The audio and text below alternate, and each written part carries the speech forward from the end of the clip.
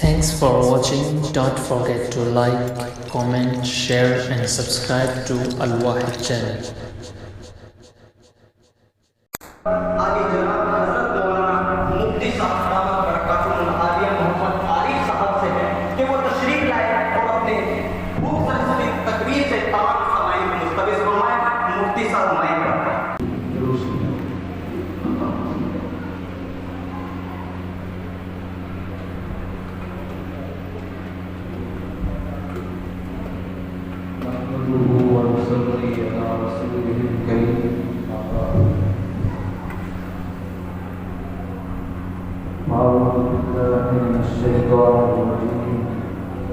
بسم الله الرحمن الرحيم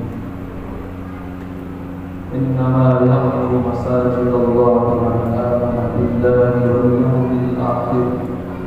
وأقام الصلاة وآتى الزكاة ولم يخش إلا الله وقال النبي صلى الله عليه وسلم من بنى مسجدا لله بنى الله له بيتا في الجنة أو كما قال عليه الصلاة والسلام. اسٹیج پر تشریف فرما حضرات علماء کرام، شعراء اعظام اور سامعین، اللہ تعالیٰ کا بے حد کرم اور اس کا احسان ہے کہ آج ہم افتتاح مسجد جیسی عظیم نسبت پر یہاں جمع ہیں. اللہ تعالیٰ اس عظیم نسبت پر ہمارے اس جمع ہونے کو، ہماری اس حاضری کو اور اس موقع پر اپنے دین کی اور مسجد کی نسبت پر ان کے حوالے سے کہنے کو، سننے کو اپنی بارگاہ میں بے حد قبول فرمائے. ہم اس وقت جس جگہ جمع ہیں، یہ جگہ بڑی تاریخ ساز جگہ ہے. آپ یہ نہ سمجھیں کہ یہ کوئی ایسا ہی خطہ ہے. اگر ہم اس شہر کی اور اس علاقے کی، جہاں ہم اس وقت بیٹھے ہوئے ہیں، آج سے 100 سال پہلے کی، 150 سال پہلے کی تاریخ جب کتابوں میں پڑھتے ہیں تو دل خوش کر دینے والی باتیں ہمیں پڑھنے کو اور سننے کو ملتی ہے. یہاں دریائے ستلج جو چند کلومیٹر کی دوری پر ہے، وہاں عیسیٰ پور نام کی ایک بستی ہے. شہید اسلام حضرت مولانا محمد یوسف صاحب لدھیانوی رحمۃ اللہ علیہ اسی گاؤں کے رہنے والی ایک اتنی بڑی شخصیت گزری ہے جن کے نام کو اور جن کے کام کو اللہ تعالیٰ نے پوری دنیا میں مبارک کرا. انہیں دنیا سے گئے ہوئے 20-25 سال ہو گئے، لیکن ان کا نام، ان کا کام، ان کا مشن آج بھی زندہ ہے اور وہ اپنی وفات کے بعد بھی اپنے نام سے اور اپنے کام سے ہم باشندگان لدھیانہ کے لیے عزت کا، ناموری کا دریا اور سبب بنے ہوئے ہیں. اللہ ان کی قبر پر کروڑوں رحمتیں نازل فرمائے. حضرت مولانا محمد یوسف صاحب لدھیانوی رحمۃ اللہ علیہ کی یہ کتاب ہے، آپ کے مسائل اور ان کا حل. اس کتاب میں حضرت مولانا یوسف لدھیانوی رحمۃ اللہ علیہ نے لکھا ہے کہ اسی علاقے میں جہاں ہم اس وقت جمع ہیں، ایک سڑک حادثے میں ایک انسان کی موت ہو گئی. اس کے سر کی کھوپڑی اوپر کا حصہ اتر گیا. تو حضرت مولانا یوسف صاحب لدھیانوی رحمۃ اللہ علیہ فرماتے ہیں کہ میں خود وہاں گیا اور میں نے اپنی آنکھوں سے دیکھا اور میرے ساتھ اللہ کے سینکڑوں بندوں نے وہ منظر دیکھا کہ سر کا اوپر کا حصہ کھوپڑی جب اوپر سے اتری تو اندر کلمہ شہادت اشہد ان لا الہ الا اللہ واشہد ان محمد عبدہ ورسولہ بالکل صاف لفظوں میں لکھا ہوا تھا. یہ ایمان کی حقانیت کا اور صداقت کا جو واقعہ اللہ تعالیٰ نے دکھایا، وہ ٹھیک اسی شہر میں اور اس علاقے میں دکھایا جہاں ہم افتتاح مسجد کی نسبت پر اس وقت جمع ہیں. اس لیے اس جگہ کو کم نہ سمجھیں، یہ غیر معمولی جگہ ہے، بڑی ہی اہم اور ایمان یہ جگہ اپنے دامن میں لیے ہوئے ہیں۔ لاہور شہر یہاں سے 130 کلومیٹر کی دوری پر ہے۔ لاہور شہر میں مسجد شب گھر کے نام سے ایک مسجد ہے جسے مسلمانوں نے ایک ہی رات میں کھڑا کر دیا تھا۔ عشاء کی نماز کے بعد وہ تعمیر کے کام پر لگے اور نماز فجر سے پہلے مسجد کی تعمیر کا کام انہوں نے مکمل طور پر کر لیا تھا۔ تو اس مسجد کا نام ہی پڑ گیا مسجد شب گھر، ایک رات بھر میں بنائی جانے والی مسجد۔ یہ 1970 عیسوی کا واقعہ ہے۔ علامہ اقبال علیہ الرحمہ کو جو اپنے عہد کے مشہور شاعر گزرے ہیں، جب انہیں اس واقعے کا علم ہوا تو وہ چونکہ خود لاہور ہی کے رہنے والے تھے، علامہ اقبال اس مقام پر خود تشریف لے گئے، مسجد کو دیکھا، بڑے خوش ہوئے اور اسی موقع پر اسی مسجد کے قریب آپ نے وہ شعر کہا تھا جو بڑا مشہور ہوا اور آج بھی بڑا مشہور ہے۔ علامہ اقبال نے وجد کی سی کیفیت میں آ کر فرمایا تھا کہ مسجد تو بنا دی پل بھر میں، مسجد تو بنا دی پل بھر میں، ایمان کی حالت والوں نے، پر من اپنا پرانا پاپی تھا، پرسوں میں نمازی بن نہ سکا۔ اس شعر میں علامہ اقبال علیہ الرحمہ نے قرآن کریم کی اس آیت کی جانب اشارہ فرمایا ہے، انما یعمر مساجد اللہ من آمن باللہ والیوم الآخر واقام الصلاۃ وآتى الزکاۃ ولم یخش الا اللہ، کہ مسجد کی تعمیر کرنے والے لوگوں کے لیے ان چار اوصاف کا ہونا بے حد ضروری ہے۔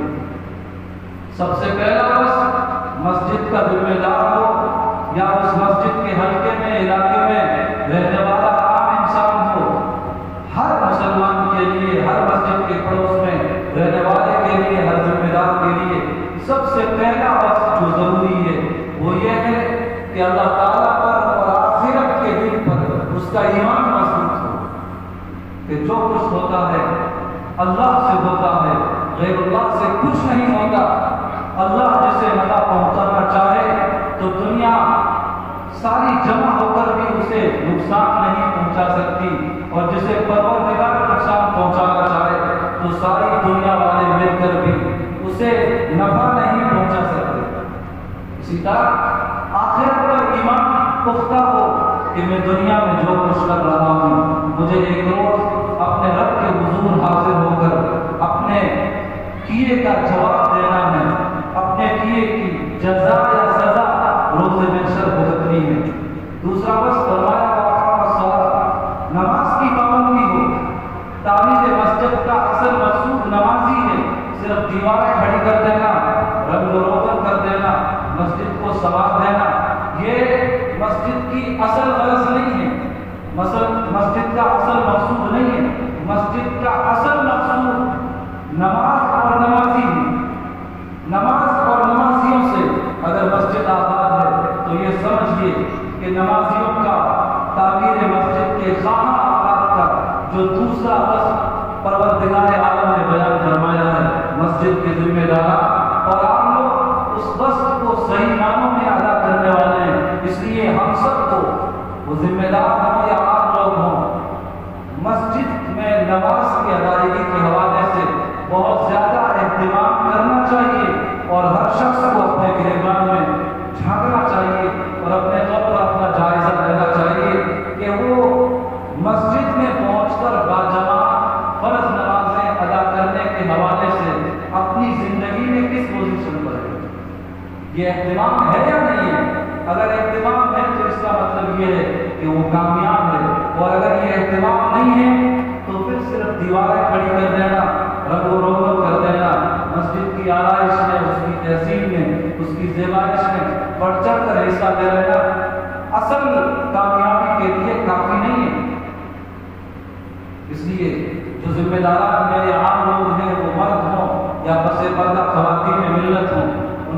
اس موقع پر سب سے پہلی اور سب سے آخری بنیادی گزارش یہی کرنی ہے، اللہ تعالیٰ نے جو زندگی دی ہے 50 سالہ 60 سالہ 70 سالہ یا اس سے کم زیادہ، اپنی زندگی میں کبھی بھی فرض نماز نہ چھوڑیں۔ اگر نمازوں کا اہتمام نہیں ہے تو دنیا والوں کی نظر میں ہمارا جو بھی مقام ہو، اللہ کی نظر میں اور اللہ کے رسول صلی اللہ علیہ وسلم کی نظر میں ہماری حیثیت ایک ڈھیلے کے برابر بھی نہیں ہے۔ بے نمازی، اللہ ہم سب کی حفاظت فرمائے، وہ جہاں بھی مرتا ہے اور زمین کے جس حصے میں بھی دفن ہوتا ہے، یوں تو مغفرت کا تعلق اللہ کی نوازش سے ہے، وہ جسے چاہے معاف کر دے، جنت کا فیصلہ جس کے حق میں چاہے صادر بنوا دے، لیکن بظاہر اعمال جو تنبیہات اور جو وعیدیں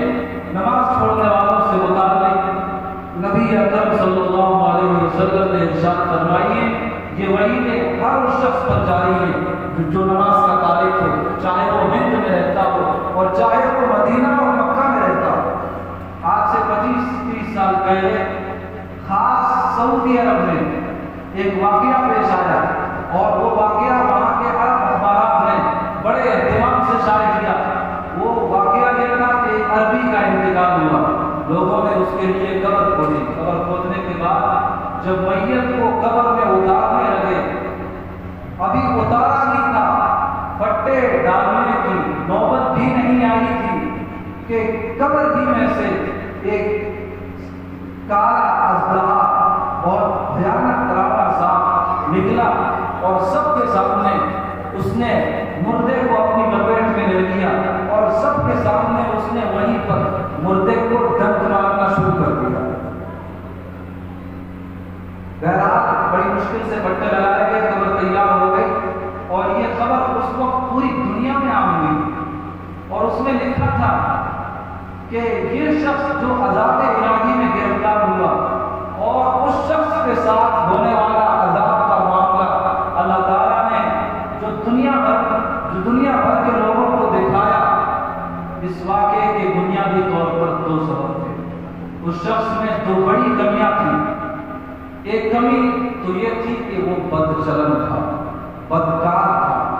صاف لفظوں میں یہ کہہ لیجیے کہ وہ زناکار تھا، اور دوسری کمی یہ تھی کہ وہ نمازوں کا تارک تھا، نمازوں کا اس کی زندگی میں اہتمام نہیں تھا، من چاہا تو نمازیں پڑھ لی،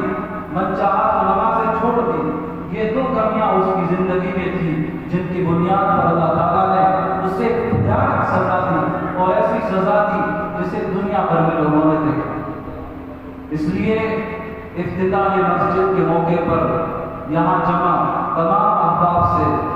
بڑے ہی ادب کے ساتھ یہ گزارش کی جاتی ہے کہ اگر ہم آج یہ عہد لے کر یہاں سے رخصت ہو جائیں، یہ عزم لے کر یہاں سے رخصت ہو جائیں کہ آپ آئندہ کی زندگی میں نہ خود نمازیں چھوڑیں گے اور اپنی اہلیہ کو، اپنی بچیوں کو، اپنے بچوں کو بھی مسلسل نماز ادا کرنے کی ترغیب دیتے رہیں گے، ان کی نمازوں کی سختی کے ساتھ نگرانی کرتے رہیں گے۔ اگر ہم یہ عزم لے کر یہاں سے رخصت ہو گئے اور اس عزم کو ہم نے عملی جامہ پہنا دیا، اس پر عمل بھی کر دیا، تو انشاءاللہ آج کی ہماری یہ حاضری قبول ہو جائے گی۔ ہمارا یہ یہاں جمع ہونا اور کچھ کہنا اور سننا اللہ نے چاہا تو انشاءاللہ دنیا میں اور آخرت میں مقبول ہوگا، ہماری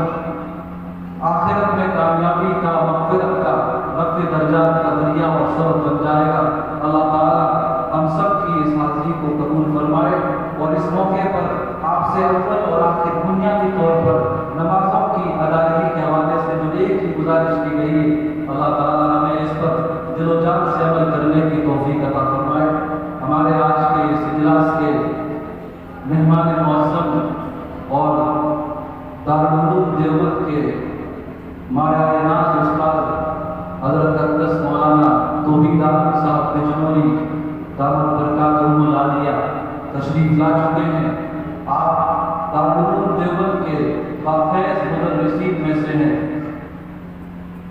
کے کمالات سے، جن کے علمی اور دینی کارناموں سے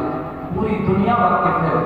دارالعلوم دیوبند کا اسٹیج، دارالعلوم دیوبند کا پلیٹ فارم، دارالعلوم دیوبند کی نسبت جس کے ساتھ بھی لگ جاتی ہے، اللہ تعالیٰ اس کے نام کو اور اس کے کام کو پوری دنیا میں عام کر دیتا ہے۔ حضرت مولانا ہمارے ملک کے ان خوش نصیب اور بافیض علماء کرام میں سے ہیں جو جہاں ذاتی کمالات کرتے ہیں، وہی گونا گو ذاتی اوصاف و محاسن کے ساتھ ساتھ اللہ تعالیٰ نے دارالعلوم دیوبند کی نسبت آپ کے ساتھ وابستہ فرما دی ہے۔ یہ ہماری خوش نصیبی ہے کہ ہم ایک ایسی عظیم نسبت کے حامل بافیض ملک کے عالم دین کو کچھ ہی دیر کے بعد سنیں گے۔ خطابت کے حوالے سے خاص طور سے آپ کو ملک بھر میں سنا جاتا ہے۔ ہمارے اس علاقے میں، اس نو آباد بستی میں حضرت والا کی یہ پہلی تشریف آوری ہے۔ آپ حضرات کو حضرت مولانا کا خطاب دل کے کاموں سے سننا چاہیے، عمل کی نیت سے سننا چاہیے، عمل کے جذبے سے، عمل کی نیت سے۔ ہم نے آپ کے خطاب کو سنا تو انشاءاللہ ہم بہت کچھ یہاں سے لے کر لوٹیں گے، اور آپ کا یہ خطاب دائرے کے حوالے سے ہماری زندگیوں میں بہت بڑا انقلاب برپا کرے گا۔ اللہ تعالیٰ اپنے دین کی نسبت پر، مسجد کی نسبت پر، ادائیگی صلاۃ کے حوالے سے جو کچھ بھی عرض کیا گیا ہے، ہم سب کو کہنے اور سننے سے زیادہ اس پر عمل کرنے کی توفیق عطا فرمائے۔